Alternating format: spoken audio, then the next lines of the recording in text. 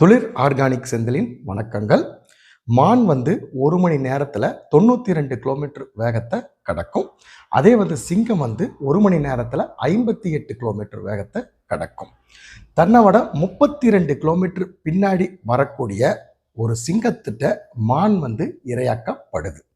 எப்படி அப்படின்னு பார்த்தோம் அப்படின்னா, வேகமாக ஓடிட்டு இருக்கிற மான் பின்னாடி சிங்கத்தை பார்த்து பார்த்து ஓட ஆரம்பிக்குது.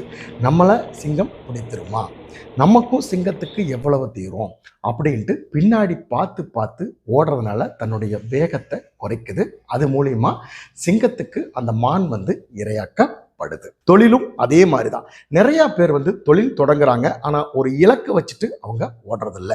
பின்னாடி எத்தனை பேர் வர்றாங்க, நமக்கு போட்டியாளர்கள் எத்தனை பேர் இருக்கிறாங்க அப்படின்னு திரும்பி திரும்பி பார்த்துட்டு ஓடுறதுனால நிறைய பேர் இதுல தோற்கடிக்கப்படுறாங்க. நம்ம இலக்கு மட்டும்தான் பார்வையா இருந்தா யாராலையும் நம்ம தோற்கடிக்க முடியாது. பண்ணாரியம்மன் வேளாண்மை நிலையம், ஈரோடு மாவட்டம், பவானி வட்டம், ஒரிச்சேரி கிளையின் சார்பாகவும் துளிர் ஆர்கானிக் விவசாயம் என்கின்ற யூடியூப் சேனல் சார்பாகவும் அனைத்து விவசாயிகளுக்கும் வணக்கத்தை தெரிவித்துக் கொள்கிறேன். என்னுடைய பெயர் செந்தில்குமார். என்னுடைய அலைபேசி 95 66 83 55 99. இப்போ நிறைய பார்த்தீங்க அப்படின்னா வெள்ளை ஈக்கள் தென்னை மரத்தை அதிகமாக தாக்கிட்டே இருக்கு. பக்கத்தில் வாழை மரம் தான் அதையும் தாக்க ஆரம்பிச்சிருக்கு. இதுதான் ஆரம்பம்.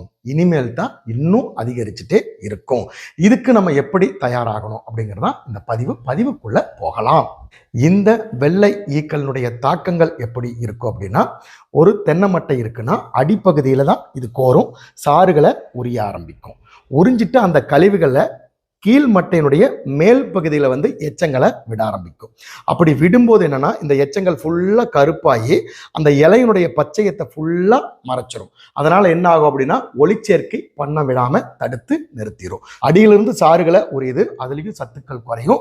மேல் பகுதிகளிலும் கருப்பா படிஞ்சதுனால ஒளிச்சேர்க்கை பண்ண விடாம இருக்கிறதுனால அதுலேயும் சத்துக்கள் தடைபடுறதுக்குண்டான வாய்ப்புகள் இருக்கு.